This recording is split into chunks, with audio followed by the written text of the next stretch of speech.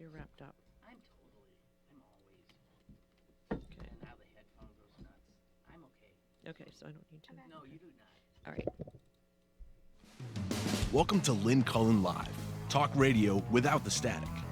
Email your questions and comments to lynn@pghcitypaper.com. And now your host, Lynn Cullen. Hello there, and apologies for the slight delay in the beginning of the program, but we are blaming it on the Port Authority. Well, it's perfectly reasonable. They have a schedule. They failed to meet it, and then it screwed our schedule up. As you can see, I'm not alone. I am not alone. I'm usually sitting here all by myself babbling. You know, I feel like one of those people walking down the street talking to themselves. This is Kim Everett, who is the executive director. That's the correct title, or CEO? Well, it's actually CEO. It is CEO. It is I should CEO. know that. It's CEO. Mm-hmm. Yes. Wow. Yes. They say there are not a lot of CEOs who are of the female persuasion, but There are a few. yeah, and most of them are heads of nonprofits. Correct. That is actually very true. Which means there's no golden parachutes in your future. There's none of that. No. Nope. So Kim Everett is the CEO of Planned Parenthood of Western Pennsylvania. Mm-hmm. Correct. Yeah. And that serves how many people? Or Our how big an affiliate- area? Well, we serve an area that goes all the way up to New York, over to Ohio, and down to West Virginia, and then, partway through the state, not as Bedford and up, basically. Uh-huh. Yeah, and we serve about 20,000 patients a year with medical services, another 20 with education services, and then we do a lot of advocacy work. A lot of advocacy For good reason, work. yes. Yeah, no, why would you? Good reason. Why would you spend time doing that? Okay, so before we get into the now, the here and now, which is pretty challenging for a CEO of a Planned Parenthood, I want to give people a sense of where Planned Parenthood came from. And I think I was telling you earlier that I was coming. I know we're in our 100th year. 100th year. So this is no flash in the pan organization. 100th year, and that means, this is what occurred to me as I'm going down the parkway. Wow, that means Planned Parenthood existed before women had the right to vote. Mm-hmm. Correct. Wow. Yeah. The first clinic was 1916, so we're actually moving into 101. 101. So the other thing that occurred to me then is, 1916, 1917, and then I realized this was the era of when all those women who had been clamoring for the vote, pre-Civil War, so we're talking about a fight that had gone on for decades and decades throughout women's lives, was finally clearly coming to some kind of a point where women were going to finally get something. But Planned Parenthood, the right of a woman to control, to some measure, her own body, Yeah. Came before women had the right to vote. Yes, but when you say the right, it's still, birth control wasn't legal back in 1916 when Planned Parenthood was founded. Good point. And So what did it do? What did because that was what women wanted, right? Birth control. Correct. Yes. Women wanted birth control. Women were desperate for birth control because they were having large families, dying in childbirth. They had children they couldn't care for. And a lot of them had very poor health because they had no spacing of their children. Can It you would be one after imagine another. if a woman was particularly fertile? Yes. Yeah. You have a baby. You could be pregnant literally every year. Mm-hmm. We have Nev- some amazing letters that are in the Hillman Library in Point Breeze, our Sanger collection, of women saying just that, how desperate they were not to be pregnant and that they were afraid the next pregnancy would kill them and there was no one to take care of their children. And women dying in childbirth was hardly an unusual Correct. event. Yep. Yes. So women wanted some help. Mm-hmm. But birth control wasn't legal. So what did Planned Parenthood what were they able to do for women initially? Well, I think there were some really rudimentary types of birth control that women could use. Some of it just, spacing intercourse. The But very often first- women didn't have control of that either. No, but there was some condom that was just not like condoms today, not highly effective, but things that you could do to help space pregnancies, to avoid pregnancy to some extent. And so those are the kinds of things that Planned Parenthood made available and taught women. It was a volunteer organization at that point, but 3 days after the first clinic opened, the founders were arrested. And birth control didn't become legal for married couples until 1965. That is mind-boggling. Mm-hmm. And for married couples. For married couples, and that was a case I remember somewhere Griswold, in New England. That was Connecticut. Griswold. Yep. Yeah. Can you imagine? Birth control was not state. This was state. Weren't these states that was a were Supreme making Court decision? Yeah. Right, but it knocked some off any states, state yes. statute that continued to. So in some states, a married couple could legally get, but in others not. Not. Yes. And so the Supreme Court finally in 1965. Yeah. So Planned Parenthood, of course, was very involved in that work. Yeah. Yeah, very involved in women's right to vote. The birth control pill, which became available in 1960, actually before birth control became legal. So, the timetable is interesting. Well, I'm gonna put myself in the timetable and show just how old I am. So I hit college in 1966, and because all of a sudden birth control is available, there's this little pill that I guess you can take.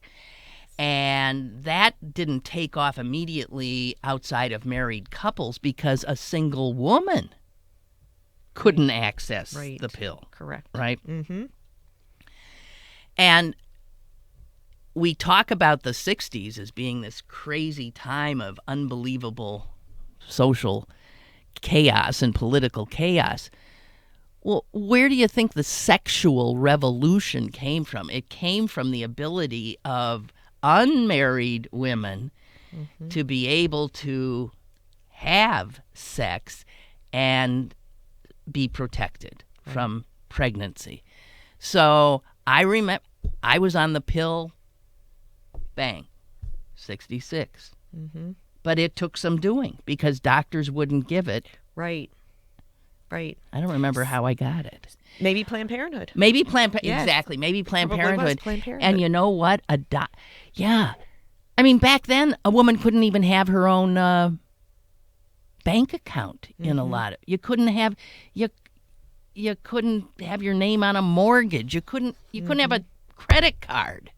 Yeah, very different. That's guys, I was a fully sentient, operational human being, and that's what America was at that point. And when you don't have access to birth control and you're sexually active, it means you're huge risk for unintended pregnancy. Yeah. And it's also hard to do things like go to college and get an education if you're constantly worried about getting pregnant or if you are having pregnancies. And, so the ability to be able to control your fertility is so significant to women having educations, careers, equal pay. Without a doubt. Yeah. Without a doubt. Yeah. Actually, because abortion was illegal when I was in college,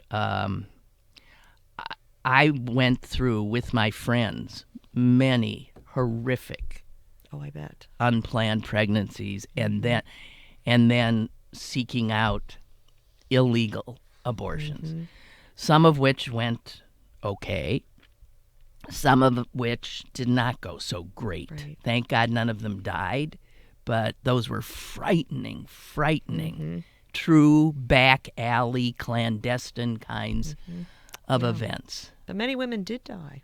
Yeah. Okay, so Planned Parenthood. So even though you said I could have gotten my pills from Planned Parenthood, So how did Planned Parenthood get around the fact that, like, was there a law that said you had to be married to access pills? I'm You not remember? actually sure about that. The Title X program was introduced in 1970, in the 70s, which actually started funding birth control for women regardless of their marital status or so on. So somewhere between there, I'm not quite sure of what happened in the 60s. Well, but it probably also depended on whatever state you lived in. Yes. You might have access. Right, that's true. And there also might have been, I'm sure, there were thousands upon thousands of doctors who disregarded. Don't you think? Yeah, I think definitely. And the same way they did for married couples, because married couples did use birth control, and probably in those states where it was illegal. They could But, get it. They yes, could, yes. yeah. But the same with unmarried folks. But I think what happened whenever the Title X program passed, which was funding and support for providing birth control to all people, regardless of age, income, and so on, that it became much more accessible. And again, things really started to change. Okay, now let's back up a little bit, because I think a lot of people, we've heard Title X. We don't know. So what was Title 9, 8, 7, 6? It suggests that this is part of some big measure or something. What is Title 10? Is it, I mean... We call it the Nation's Family Planning Program. It's not linked to Title 9 or Title 11 or anything. So I'm trying to figure out who was president then. George Bush Sr. In 70? No. He was a senator. He was a senator. No. So 70 was Richard Nixon. Was it Nixon? Yeah. The liberal Richard Nixon. But George Bush Sr. was a senator, correct? Who would have? Maybe. Because he was definitely a supporter of the program. In terms of bipartisanship on these issues, Republicans this was not. Republicans have been a power on this. Even locally, Elsie Hillman, the Republican. Yes. Richard Mellon Scaife, right, Republican, supported Planned Parenthood. Right, exactly. So and now it's switched. So what happened? It was during the Reagan years when things began to switch, and more of the fundamentalists and conservatives really began to have more of a stronghold, and they were opposed to abortion services, but also opposed to contraception. Did you see, by the way, who the current president has put in charge of family planning, essentially? Yeah. Mm-hmm. A woman who believes that family planning is between a husband, a wife, and God. Mm-hmm. And that there is no place for a physician, a medical provider. And she also has said contraception doesn't work. And she has also said that if you look at how much contraception is going on and you look at unplanned pregnancies, they go up together. She actually, do you know she said that? Yeah, well, she's clearly not looking at the facts. She's not looking at research, because actually now the rates of unintended pregnancy are the lowest ever, particularly among teens. Wonderful. And the use of long-acting effective contraception has continued to increase. And all the studies say that the decline in both abortions and unintended pregnancy is linked to the increased use of these better long-term contraception. Long-acting contraception, IUDs, and implants. Okay, well, so explain for us old ladies who are well beyond childbearing. So young women now can have an implant. Where's that implant, and how long does it last? Yeah, an implant, it goes under your skin, like right under your skin on your arm. And the ones right now, I believe, last 3 years. Wow. Mm-hmm. So you mean you don't have to take a pill every day? No. That's what's so great about it. And then the newer IUDs are highly effective. They have one that's a 5-year IUD and one that's 3 years. And those are They have, they're hormone based as opposed to the old, copper IUDs. But there's still the Paragard on the market. There's still the older version. The old ones. Yes, but they are safer. They're safe for young people, even if they haven't had children. And so you probably remember when IUDs had such a bad reputation because women were getting pelvic inflammatory disease from them back in the 70s. So those are off the market. Okay. These newer ones are highly effective and they're safe. No, I And mean, they don't I was cause taking infertility or those infection. first pills, which now I think would be viewed as Really high dose. Yeah, they were. incredibly unsafe. I mean, I must have taken enough, God knows what, hormones. No wonder I was nuts. Oh. Maybe that was it. It was the birth control pills. I mean, and there were the side effects to that were not good. Yeah. Right. Yes, that's true. When the pill first came out. Okay, so to a lot of people, when they hear Planned Parenthood, they think abortion. That's all. Mm-hmm. And that's because of the dogged efforts of anti-abortion folks to marry the two and to have people assume that that's all you're doing. Right. That's all you're doing. Yeah. If you could tell us, generally speaking, what you are doing over there in your building on Planned Parenthood on any given day. The majority of work we do, close to 97%, is just basic contraceptive care, well woman care. And we have our office here in downtown Pittsburgh, but we also have offices in Greensburg, Moon Township, Bridgeville, Johnstown, Somerset.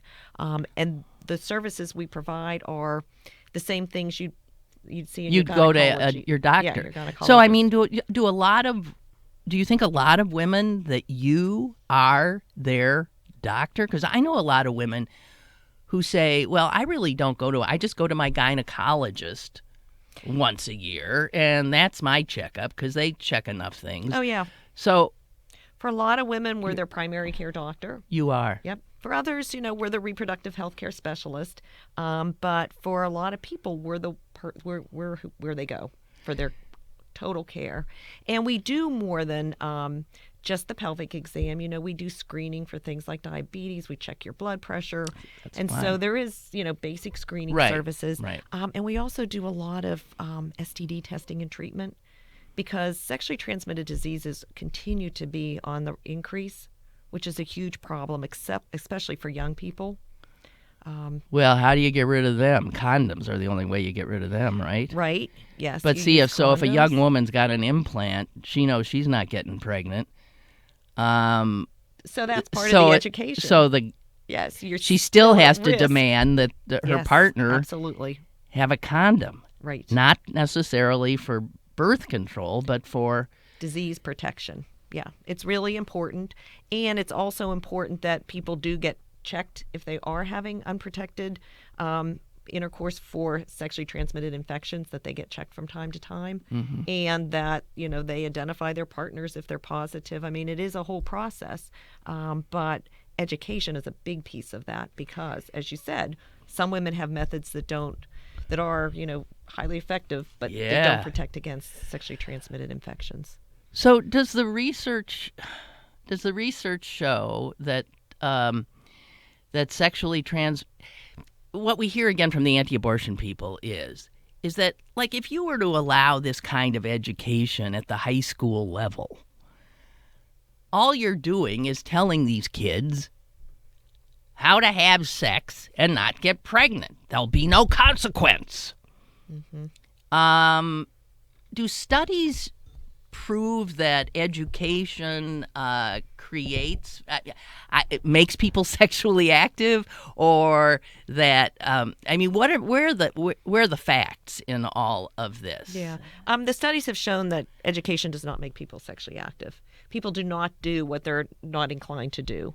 What it does do is just equip them with the information they need so that when they do become sexually active, they are thoughtful about it, they're prepared, and they take the necessary precautions so that they don't get pregnant. And, when you think about it, the idea that if you tell someone about sex and they're going to have it, people don't need to be told about it to have sex. The problem is the young people know how to have sex. It's They got instinctive. raging hormones, okay? Exactly. And so what we're going in and saying is, you have a future, you have things you need to do. If you are sexually active and don't take precautions, here's what's going to happen. And we also work with parents and children and, talk about communication, decision making so that the kids understand their family values and think about their actions. But the idea that telling somebody about sex is going to make them have sex and they would have never thought of it on their own. I mean, really. Well, I have to tell you this, yes, because back in the dark ages when I was in high school, before, any of this was available, they were having sex. Yeah. Yes. And they didn't know anything. Right. There used to be know anything. homes for unwed mothers. Oh, where we had people homes. Girls would disappear, Yes. never to be seen again. Right. There was a home. Oh, my God, these things that we did to girls. There was a home run by nuns behind a wall. Like it was, it was like out of some. And I remember my mother would take her laundry there.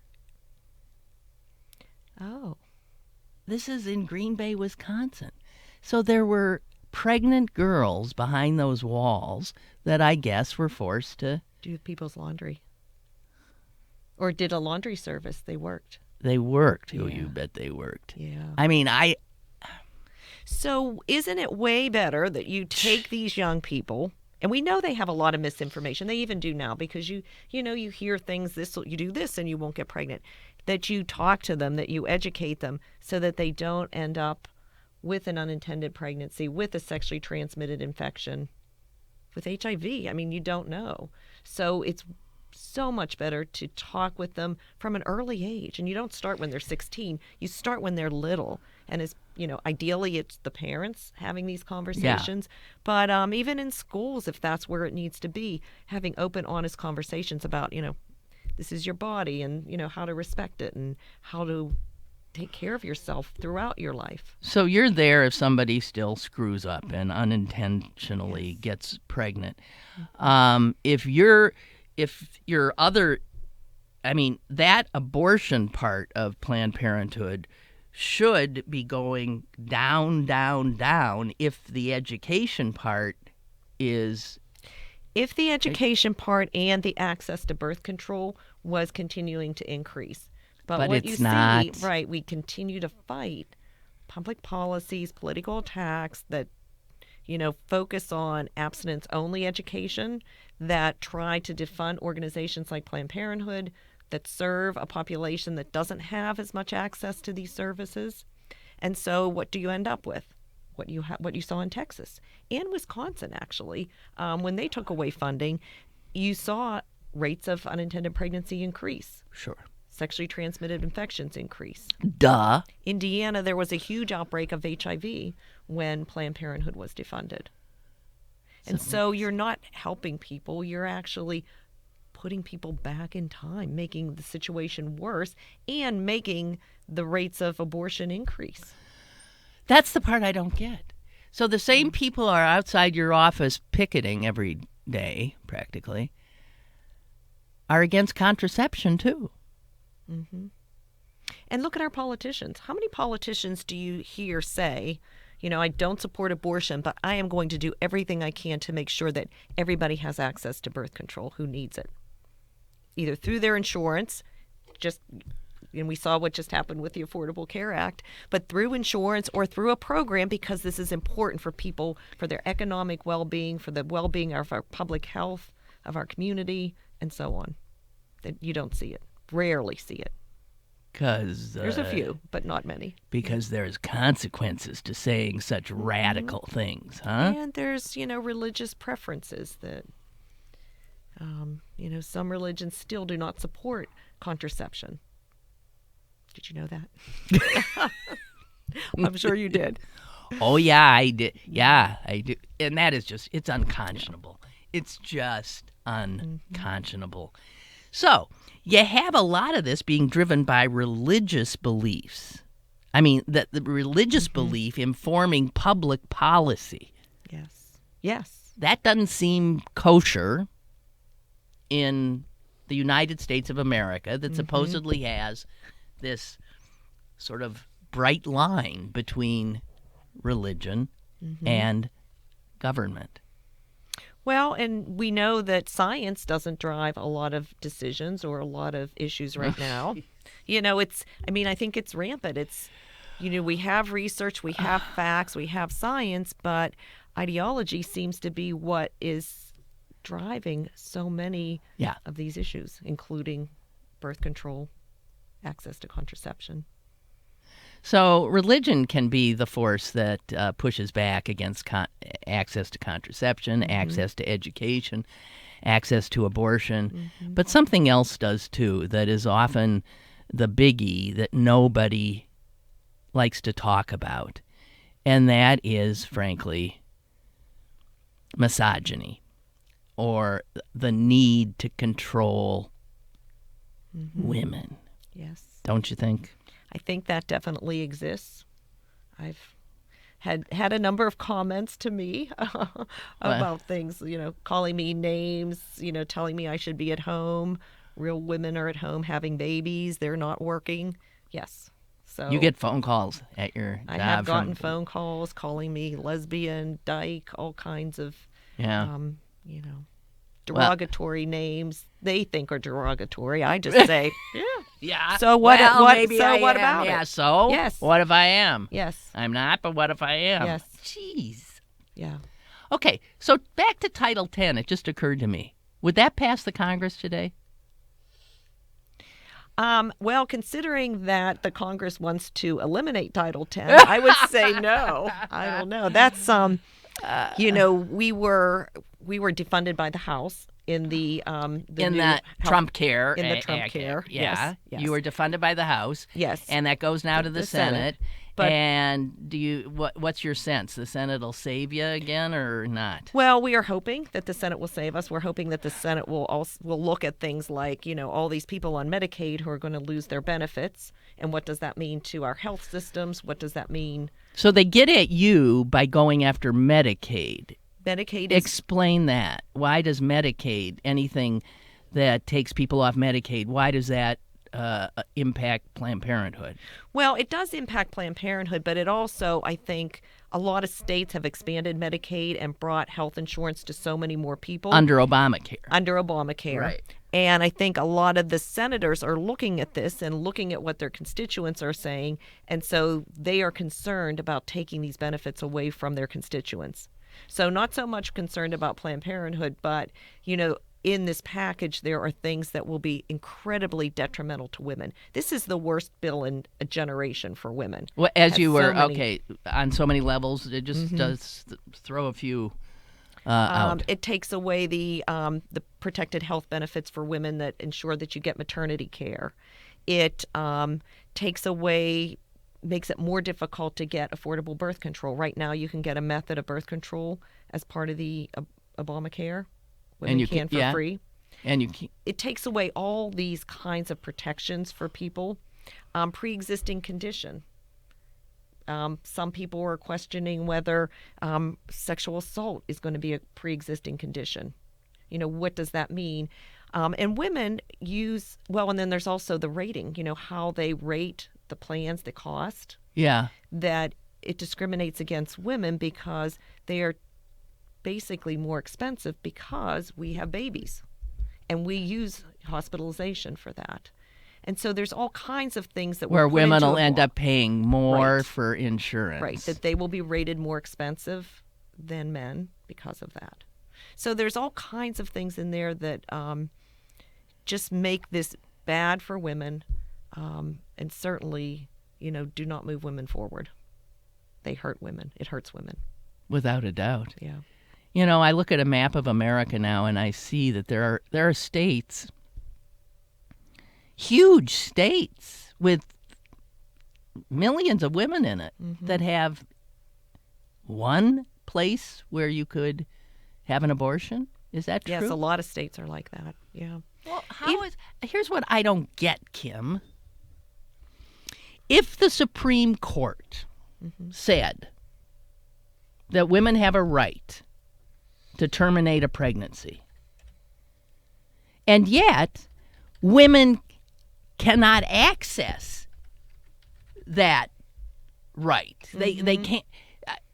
I mean, if so many impediments, like you have to have transportation, you have to be willing to go someplace, travel hundreds and hundreds of miles, stay in a hotel maybe, stay for a few days, have us do this to you, that to you, then you even then get to go back home, then you come back.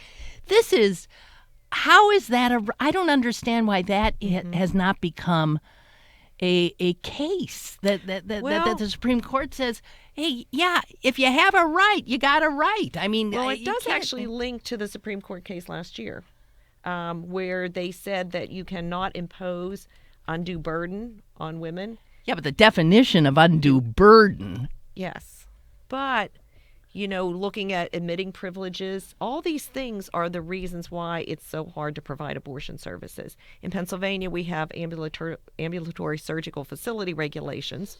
This is all and in Harrisburg, they would say, this is to make it safer for women. Yes. Let me just say this. Bullshit. It has nothing to do with women's health and safety. It has to do with putting up impediments for them, because once they passed that law that you guys had to essentially all of a sudden reconstruct yourself as almost hospitals. Right. How many places that did offer abortion have to fold? I think there were about a third of them in Pennsylvania that did. And in some states, God knows, higher. Right. We had 4 freestanding clinics in Pittsburgh before that, and now we have 2.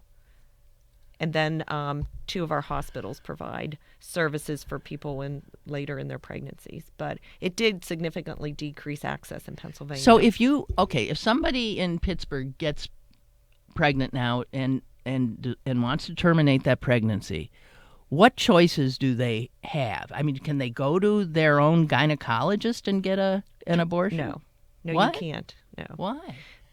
Private physicians are regulated now the same as a health center, so you can't provide them in your office without having the full ambulatory surgical which situation. has to do with stuff even as ridiculous as where a light socket is Yes, it does. positioned. Yes.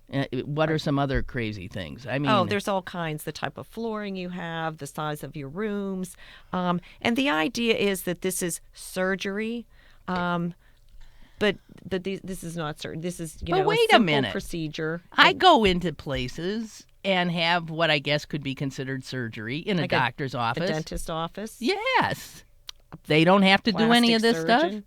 stuff. It just depends on what you're getting done, but you can have surgery in your dentist office. No, but if it has to do with a woman controlling her life, yeah. But what we're seeing across the country are still attempts to have outrageous things attached to abortion facilities. For example, 3-day waits that, you have to consider. But I think due to this more recent Supreme Court decision, it's more challengeable now. So now they're an still passing undue things. burden. But it is amazing what I've seen some judges say, well, that's not an undue burden. Right. And you have that as well. You do. Right. So this is where the judiciary can only ride to our rescue if it is filled with good people. I mean, with good people. And I hate to tell you, the current administration is right now very actively trying to stick as many other kinds of people in those positions. So you guys are, what a thing. So, I mean, when you ask, when somebody says, Kim, nice to meet you, and what do you do? Do you ever pause thinking that, you say, well, yes, I'm a madam. Yeah, I mean, it's like what? I mean, some people think, I murder people. What do you? I usually say exactly what I do. I'm the CEO of Planned Parenthood. CEO of Planned Parenthood. Yep. Yeah, and sometimes you can tell that people don't like that. But usually people are wonderful. They thank me for what I do, and they're so supportive because the polling shows that most people support Planned Parenthood. Without a doubt. I mean, it's not even close. The recent poll was 80% of voters support Planned Parenthood and do not want Planned Parenthood to be defunded. 80%. Well, then... And that was a Quinnipiac poll that was taken in March. Well... So, yeah. Okay, so if this outrageous health care law that was passed by the House were to become law, what would be the impact on your patients? Basically, what that piece of legislation done is say that Planned Parenthood cannot participate in the Medicaid program. So what would be... So anyone that has Medicaid as their funding... What percentage of your patients are... 37% of our patients are on Medicaid. And they're on Medicaid because they ain't rich. Right, because they don't have other resources. And for us, that's about $650,000 a year. Our budget's about $5 million. But the problem is, these are people that don't have as much access to the healthcare system. No, that's a safety net provider. Yeah, that's right. Right. You're a safety net. Yes, we serve people who don't have, either because of where they live. For example, in Johnstown, we're the only family planning provider in that community.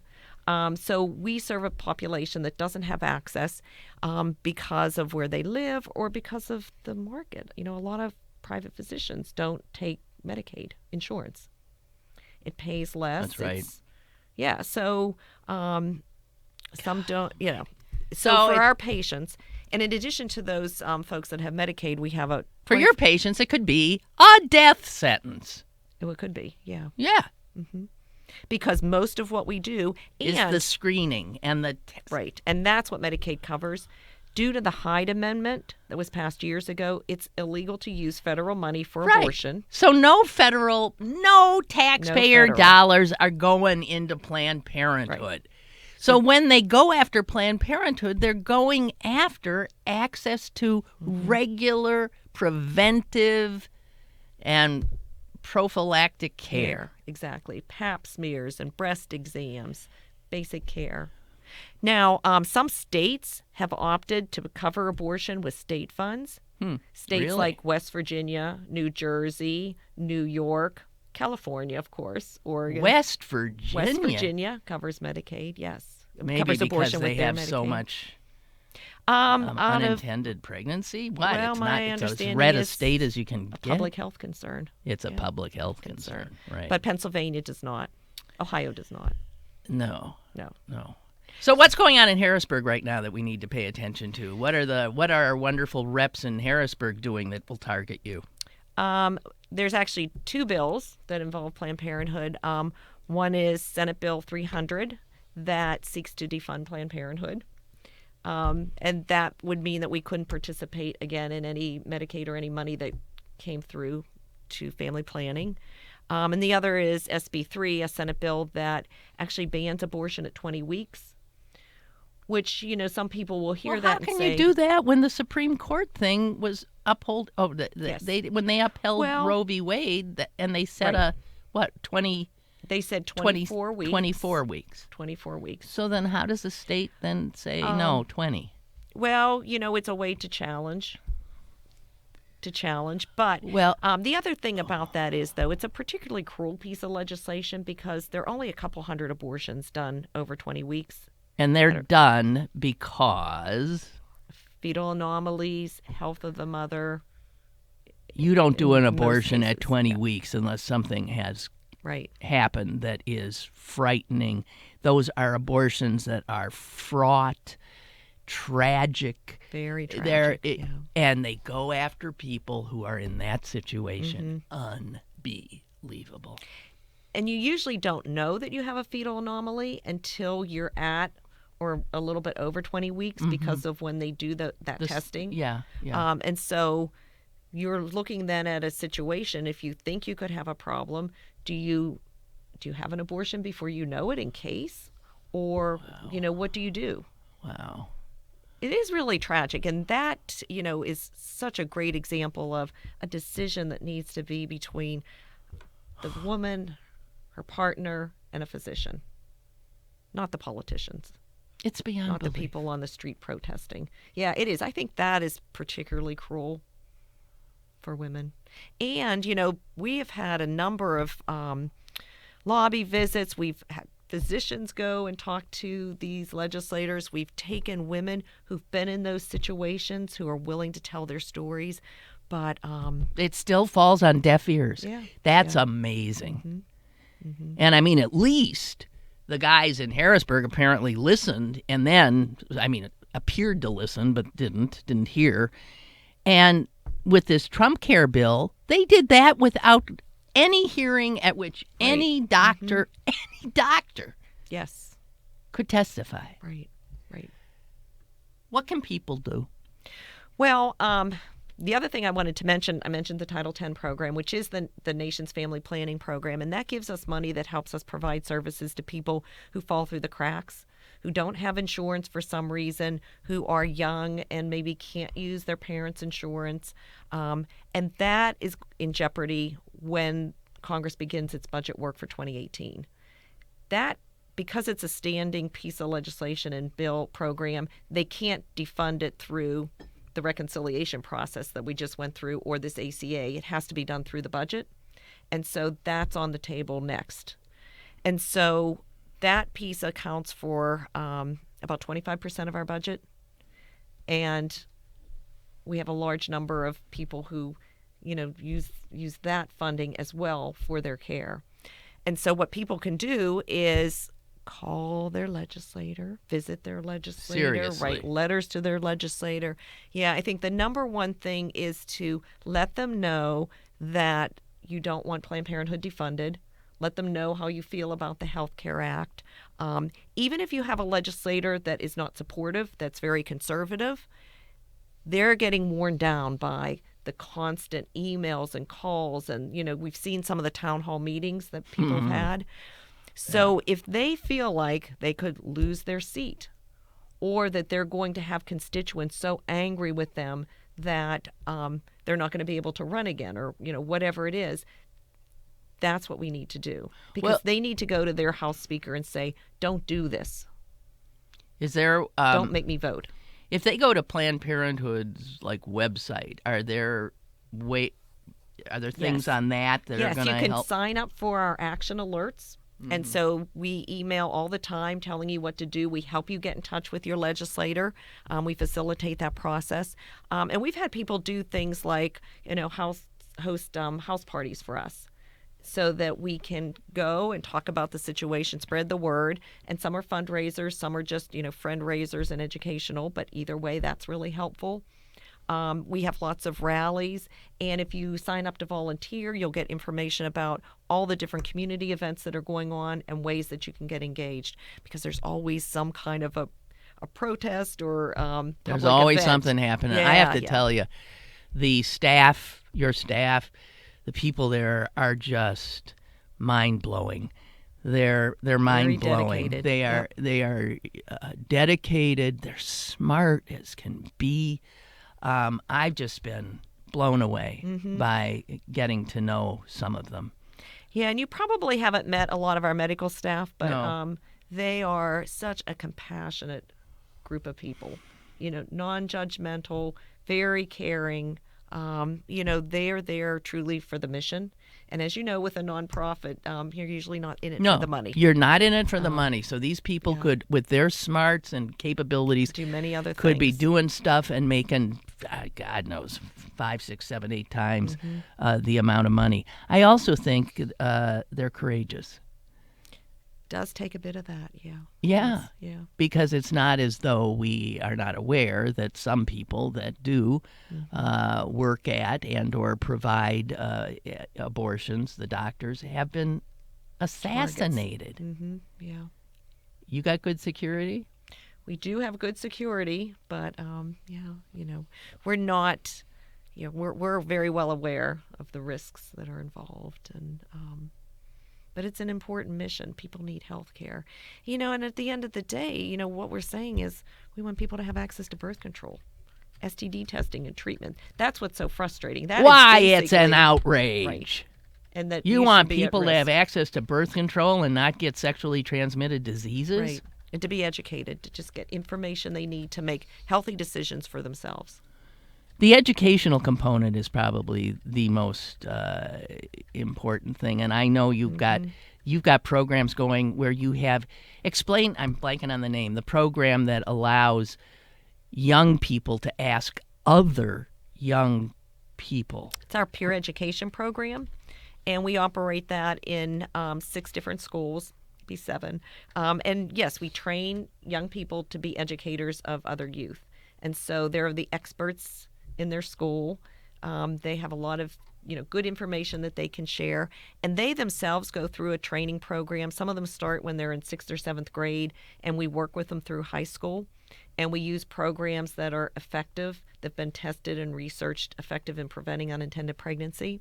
And so the goal is for them to not get pregnant and to finish school, as well as to share what they learn and be resources for other youth. For their friends. Yeah. And anyone who approaches them. Yes. So schools do let you in. Yes. We actually provide services in a lot of different schools.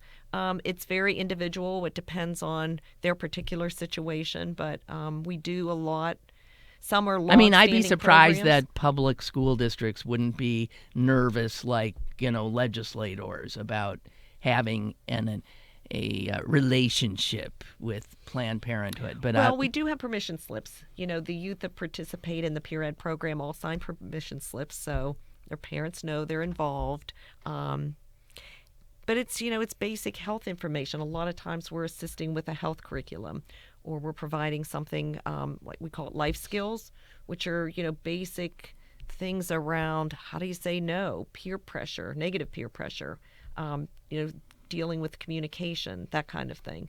And so birth control is a piece of that, but more important, it is how you manage relationships and well, that has to do with sort of self-empowerment and self-esteem. right, and thinking about your future.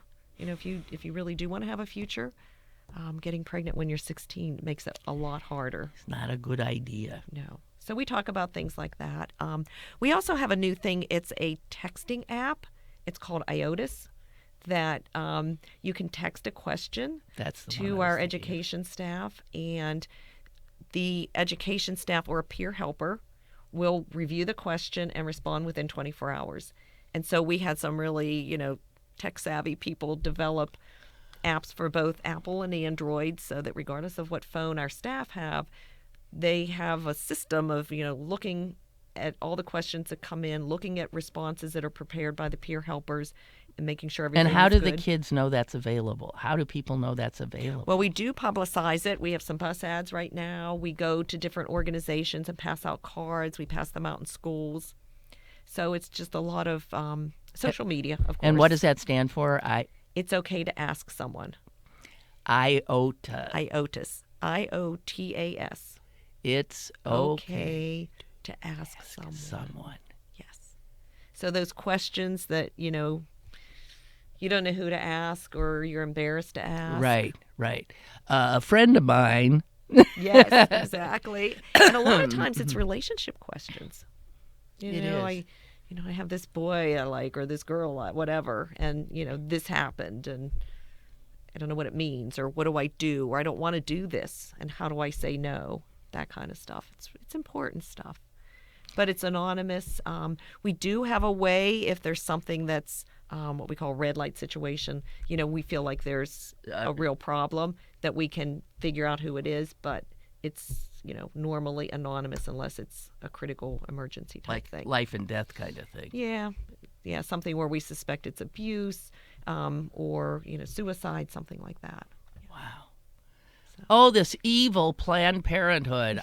We gotta get rid of them, defund them immediately, because are we a civilized nation or what? Jeez. Yeah. I told Kim, I'm only going to keep you for like a half hour. Oh my goodness. I just looked. What a fast hour. What a fast hour. I'll tell you what, I will let you, I will thank you a million and let you go, just so I can have a few minutes Sure. left to scream about so much to a scream guy about. named Trump. Okay? I think you'll need another hour. Would But I? yes, have at it. Thank you so much for having me. Oh, thank you for Yes. being Thank you. Kim Everett, ladies and gentlemen. Just the best. CEO, Planned Parenthood of Western Pennsylvania. You could write a check, too. It wouldn't hurt. Thank you. God bless you. She's amazing. All right, yeah, I just have to say a few things. Huh? Because we started a little late.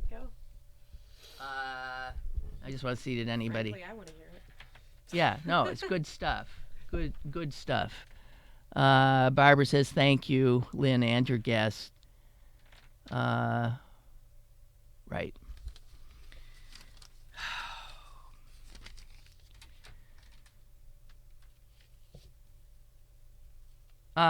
Just a line from the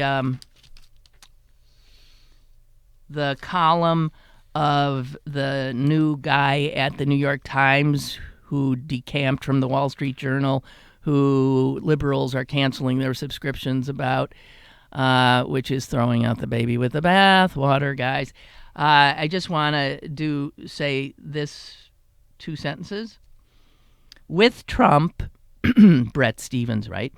With Trump, the line between incompetence and nefariousness, misjudgment and misdirection is usually a blurry one. Still, Jim Comey's firing brings 2 points into high relief. First, the administration is not being truthful when it claims the director was dismissed for what he did last summer. And second, Donald Trump is afraid.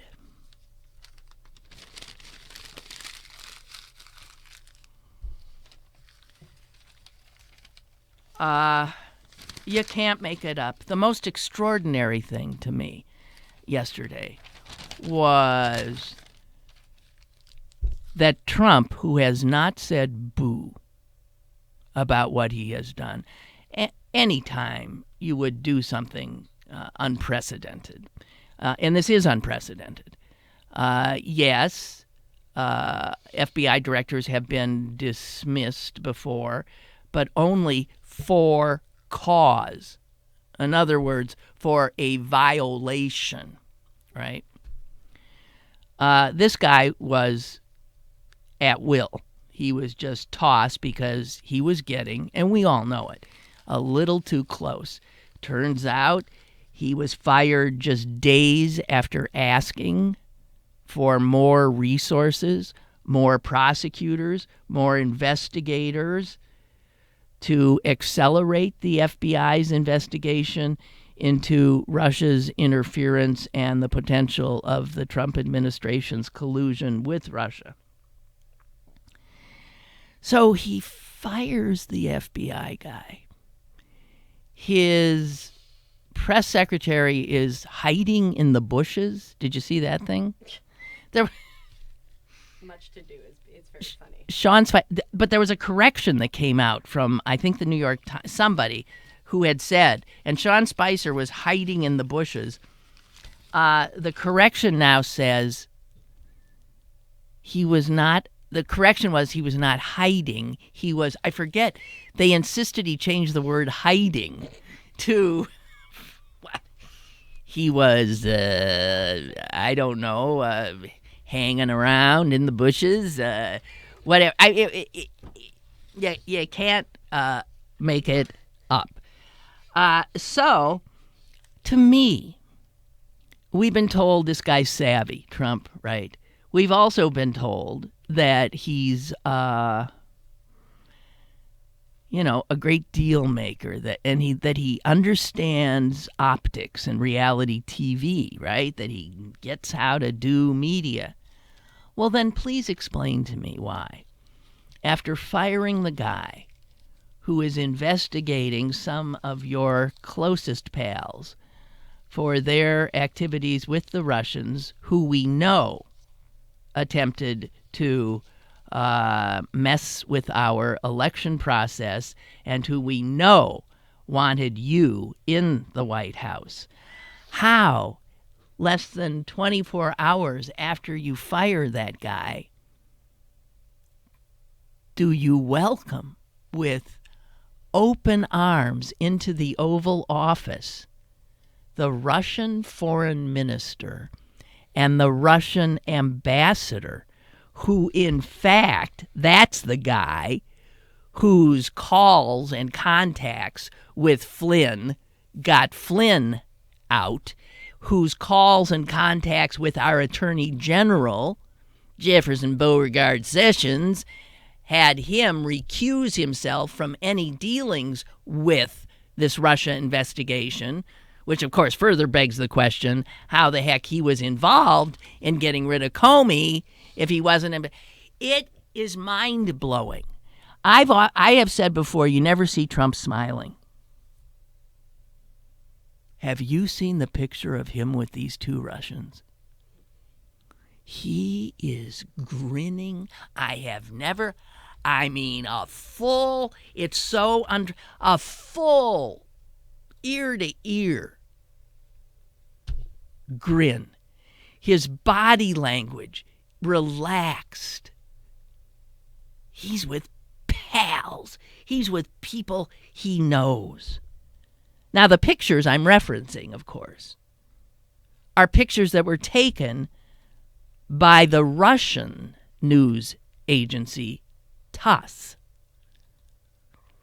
American journalists and photographers were refused entry to the Oval Office while the president was meeting with the two Russians. Only the Russians came in. And so all the pictures that you're seeing, those are Russian pictures.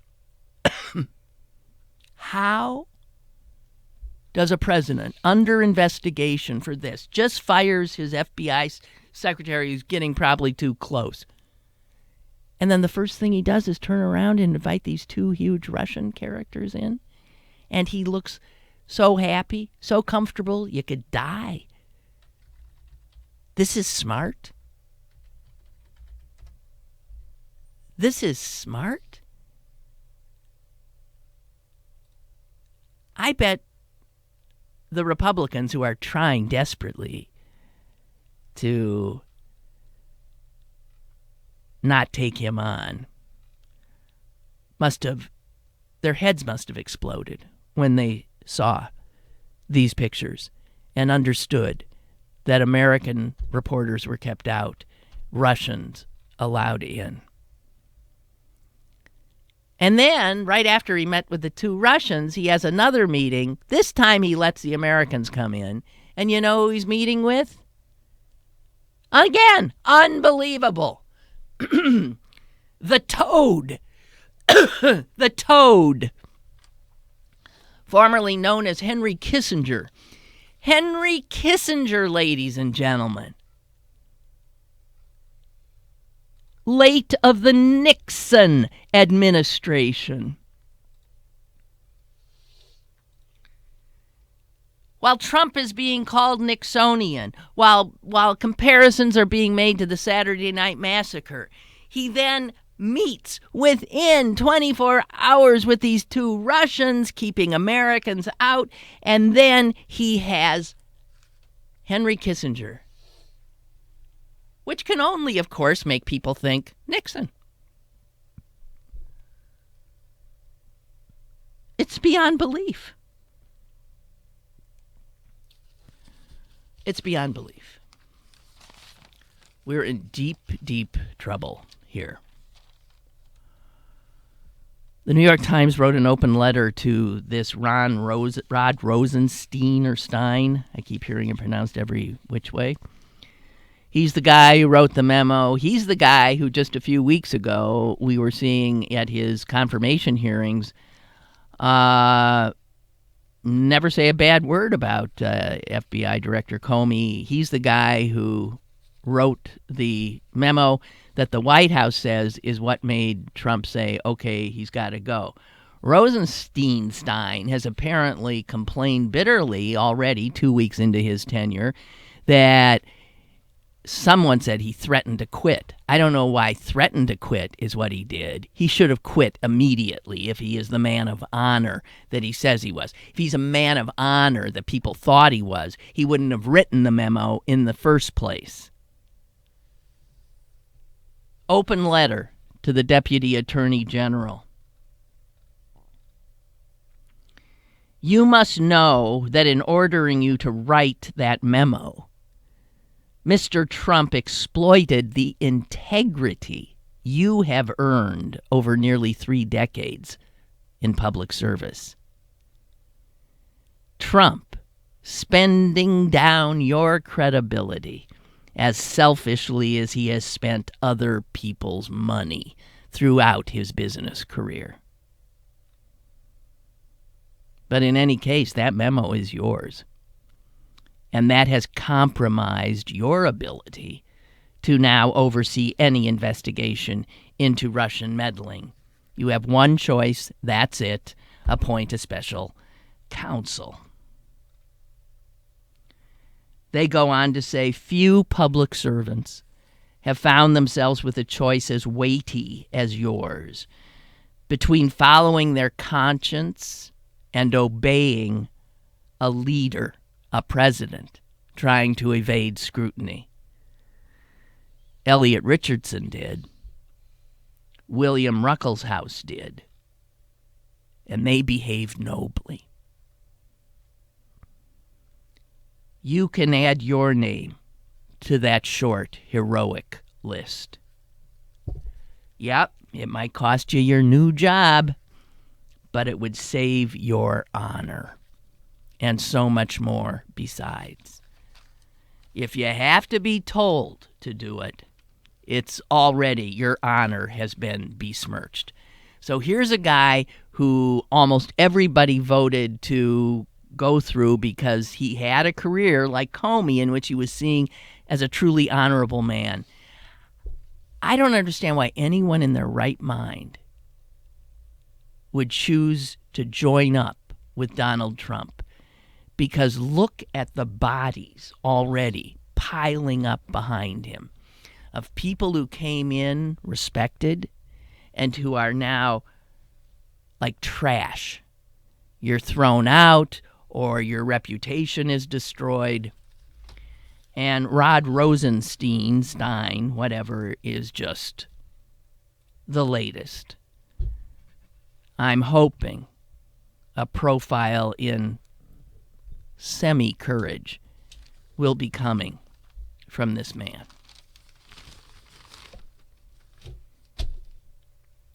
Constitutional crisis, guys. Make no mistake about it. No mistake about it. This is a reckoning. We have an opportunity here to watch our country literally be destroyed, or we have an opportunity to do everything in our power to save it, or at least to right its course. Thank you very much for joining me today. I'll be back tomorrow. Yep, Friday. See ya. Lynn Cullen Live, Monday through Friday from 10 a.m. to 11 a.m. and archived at pghcitypaper.com. The opinions expressed on Lynn Cullen Live are those of the host and do not necessarily reflect the viewpoints of Pittsburgh City Paper or its advertisers.